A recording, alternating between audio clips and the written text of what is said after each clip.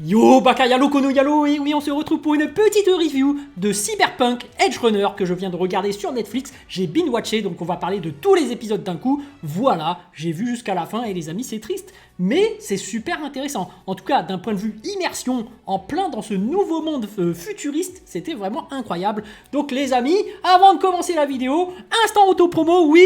Donc je vais spoiler comme un bâtard, donc n'hésite pas à partir pendant que je fais mon instant auto-promo. Mon nouveau manga Watermana, disponible légalement et gratuitement sur Manga Draft, je te mets le lien en description, comme ça tu pourras cliquer dessus, après tu me fais un retour par rapport à ce banger. Je le répète, mon nouveau manga Watermana, disponible légalement et gratuitement sur Manga Draft, lien en description. Mais on va parler de Cyberpunk Edgerunner. Donc j'ai pas joué au jeu vidéo Cyberpunk, mais en tout cas ce monde futuriste, ça te met vraiment dans l'ambiance. Là, je me suis projeté dans un futur.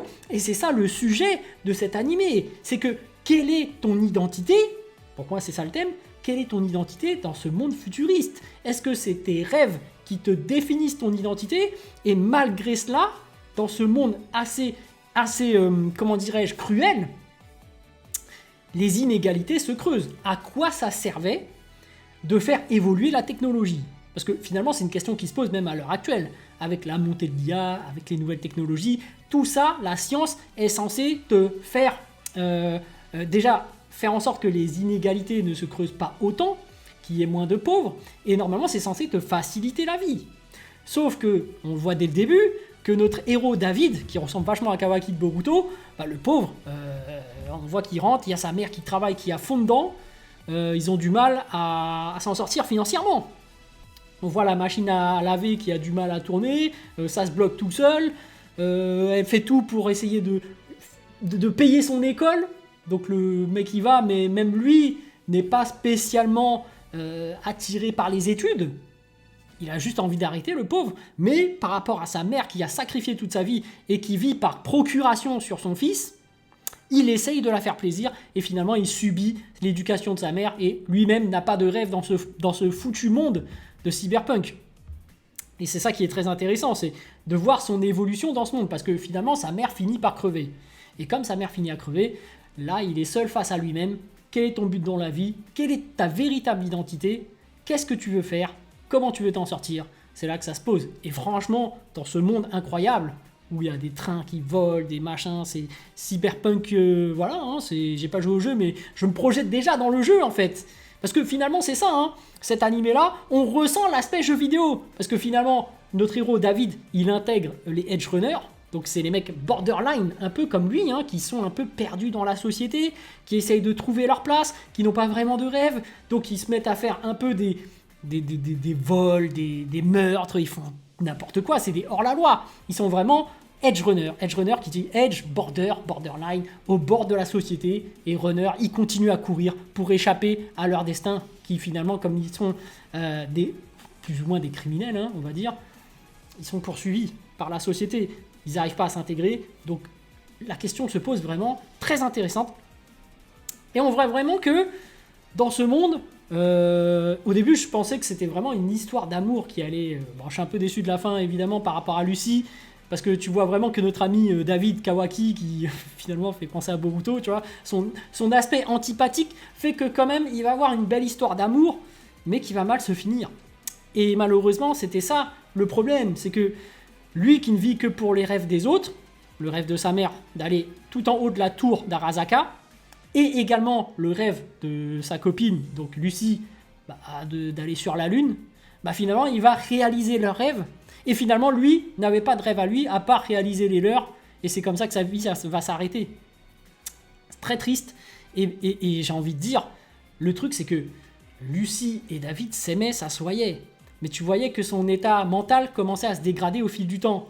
Pourquoi? Parce que justement, on est dans une société où tout évolue, tout marche, tout avance. C'est pour ça que Runner court. Donc le temps continue à avancer.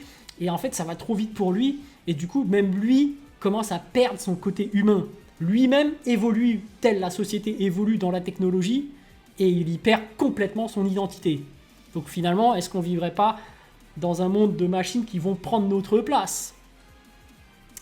Bon, voilà, hein, le thème principal c'est l'identité pour moi, je l'ai interprété comme tel, et par rapport au rêve du coup, le pauvre Kawaki, Ouais, c'est super intéressant, surtout qu'il y a de très belles histoires racontées et les Edge Runners sont vraiment très stylés. Il y a un côté très jeu vidéo où en fait avec ces entités, ils ont un fixeur donc qui s'appelle Faraday qui va leur donner des missions et du coup en fonction de ces missions, bah, ils vont avoir des aventures, ils vont devoir faire des actions, commettre des meurtres, etc.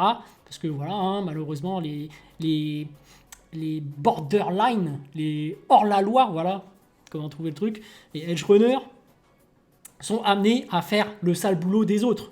Et c'est ça le fixeur, c'est qu'ils travaillent pour une entreprise, mais l'entreprise qui essaye de concurrencer Arasaka, bah, ils vont être amenés à faire des choses sales, et pour faire les choses sales, ils vont faire appel aux Edge Runners.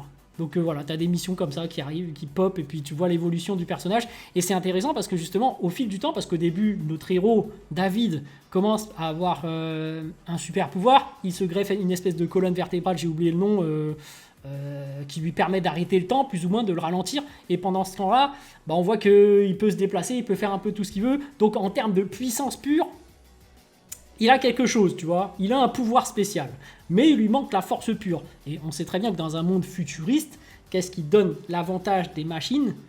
Bah voilà, c'est les machines, quoi. Enfin, c'est pas logique ce que j'ai dit, mais bref, quel est l'avantage de la technologie par rapport aux humains normaux? C'est d'avoir de la technologie, et en l'occurrence, des mecs se greffent des parties de corps métalliques pour devenir des robots, et une fois qu'ils sont mécaniques, des robots, bah, ils ont beaucoup plus de force. Tu t'imagines bien que, voilà, Robocop, t'arrives en face, tu pleures. Le mec, il va te frapper, t'auras mal, tu pourras pas le transpercer, c'est lui qui va te tabasser, quoi. Mais bref, franchement intéressant parce que justement, quand il rencontre Main, c'est en fait le futur qu'il va devenir. C'est-à-dire que lui avait l'habitude de faire ce métier de Edge Runner. Et en fait, le truc, c'est ça, c'est que en fait, David est un hors-la-loi. Il est hors de la société, il a du mal à s'intégrer, à aller à l'école, même s'il y a une embrouille avec un élève qui fout la merde, et on voit que les problèmes de notre société actuelle finalement ne sont pas résolus. C'est-à-dire que même dans un monde futuriste, on a toujours les mêmes problèmes. On a toujours du harcèlement scolaire, on a toujours des problèmes financiers. Finalement, est-ce que la technologie a résolu des problèmes de la société d'avant? On dirait que non. Ça n'a fait que creuser l'écart d'inégalité. Et c'est problématique parce que même les gens, comme David, n'ont plus de rêve. Et donc, du coup, ils intègrent des hors-la-loi, les Edge Runners. Et en fait, à force de faire ces missions, il se rend compte que Main a des problèmes psychologiques, c'est-à-dire qu'il est en train de perdre la raison. Alors, ils appellent ça j'essaye de retrouver, j'ai pris des notes. La cyberpsychose, voilà. Et en l'occurrence, cette cyberpsychose, c'est qu'en fait, tu deviens plus ou moins un robot. Tu perds les pédales, tu deviens fou. Et en fait, à force de faire ce métier, parce que c'est un métier d'hors-la-loi, hein, je rappelle, tu es amené à tuer des gens, ce n'est pas bien. Et ben, c'est ce que va subir David, en fait. C'est que David, finalement, il va faire comme eux. Il a rien à faire dans sa vie. Il est il s'intègre pas de la société. Donc, du coup, il va devenir un Edge Runner qui vont faire des missions pour travailler pour une entreprise clandestine, enfin pas vraiment clandestine, mais t'as compris, c'est le concurrent d'Arakaza, mais qui veulent effectuer des actes clandestines pour battre leurs concurrents, pour essayer de leur voler de la technologie. On voit vraiment que des entreprises se font la guerre, hein, comme à l'heure actuelle, mais c'est des entreprises qui font ça officieusement. Et du coup, David, en fait, n'est que un instrument, une marionnette de tout le système. C'est ça en fait. Et même les Edge Runners et même le fixeur, au fil de l'histoire, tu vas découvrir que tout ça là, c'est juste des fils, c'est juste des pantins en fait. Et que l'entreprise Arasaka, ils sont tellement en avance sur eux qu'en fait ils ont une légende avec eux, Adam Smasher, un mec hyper balèze qui était là en fait depuis le début, au cas où il y a un truc qui sort du cadre de leur contrôle pour recontrôler tout le système. Et finalement, notre héros il va mourir par ce Adam Smasher. Mais ouais, pas mal de problématiques qui se posent. Sinon, l'immersion, elle est vraiment incroyable. Vraiment, en plus, tu as des VR, tu vois, les réalités augmentées, avec le docteur qui regarde des trucs porno, là. J'ai trouvé ça très drôle, tu vois. Au début, en plus, ça te choque, parce que c'est les premiers trucs qu'il fait. Hein. Et tu te dis, ah ouais, d'accord, en fait, dans ce monde technologique, c'est un des trucs, tu te dis, si on testait ça, tu vois. Et c'est ça, en fait, avec la technologie, tu pourrais avoir des pensées vicieuses, malsaines, et tu dis est-ce qu'on les mettrait pas en place, tu vois. Et c'est ça le truc en fait, c'est que à force d'utiliser la technologie et même carrément de se les greffer sur soi, quand tu te les greffes sur toi, tu acceptes de perdre ton identité et ton propre corps pour devenir une machine. Et c'est ça qui fait que David il perd les pédales. C'est ça qui fait qu'il obtient sa cyberpsychose. Et en fait ça se déclenche au moment où Lucy refuse de retravailler dans leur équipe. Tu vois, parce que c'était cet amour qui faisait qu'il restait humain. Parce que voilà, lui il se battait pour les rêves des gens. Et il se battait pour le rêve de Lucy. Pas pour sa mère en fait, mais après plus tard il va l'accomplir en allant en haut de la tour d'Arasaka. Mais c'était principalement pour le rêve de Lucy, c'était ça qui le maintenait humain. Même s'ils vivaient une super histoire d'amour, moi je trouvais ils auraient pu aller plus loin. Mais on peut déjà voir que en fait, si tu veux essayer de construire un projet plus dans la durée, hein, avoir des enfants, construire une famille, tu peux pas parce que Lucy déjà c'est à moitié un cyborg. Enfin c'est un robot. Donc du coup lui aussi va se greffer et se transformer en robot. En plus elle-même qui finalement va un peu rejeter David, mais pour le protéger en fait, parce qu'elle est au courant des projets d'Arasaka qui veulent en faire comment on appelle ça, quelqu'un sur qui on fait des expériences. Bah voilà, en fait elle faisait ça pour le protéger, mais malheureusement elle aurait peut-être dû lui en parler et lui faire confiance, parce que finalement c'était ça aussi le truc qui faisait que leur amour était bien et que ça marchait dans l'équipe, c'est que comme ils le disent sur quelques mots tout simples, je te fais confiance, j'ai foi en toi, et si tu as vraiment foi en toi, bah en fait tu lui dis tout, et le problème c'est ça, c'est qu'elle ne lui faisait pas confiance et ne lui a pas dit quels étaient les projets des autres. Ils auraient très bien pu travailler toujours en équipe et essayer d'affronter le danger ensemble. Et c'est ça en fait le problème. Finalement, il va en devenir fou. Et malgré tout, bah, c'est finalement l'amour qui va faire que cette cyberpsychose ne va pas le faire perdre la raison au moment opportun, quoi. Mais il va quand même se faire buter dans le but tout simplement de réaliser le rêve de quelqu'un d'autre, de Lucy, et en même temps de sa mère. Bon, c'est triste, hein, mais j'ai envie de dire, est-ce que c'était pas ça le message de l'animé?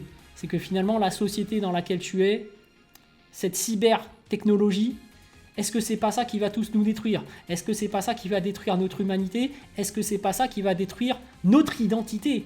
Parce que finalement, cyber-société, bah, ce n'est pas une société humaine, mais c'est une société mécanique, cybernétique, de robots. Donc c'est leur identité à eux, et nous les humains, on essaye de l'intégrer, de s'intégrer dans ce monde, mais finalement on en perd la raison. Est-ce qu'il faut continuer à faire évoluer la technologie et au point de sacrifier notre corps et notre identité du coup pour s'adapter à cette société? Belle problématique. Et est-ce qu'il faut sacrifier ses propres rêves jusqu'au moment de ne plus en avoir pour ce monde? Les amis, je vous dis donc à plus dans le bus, ou plutôt à plus tard dans le car, ou plutôt à bientôt dans le bateau.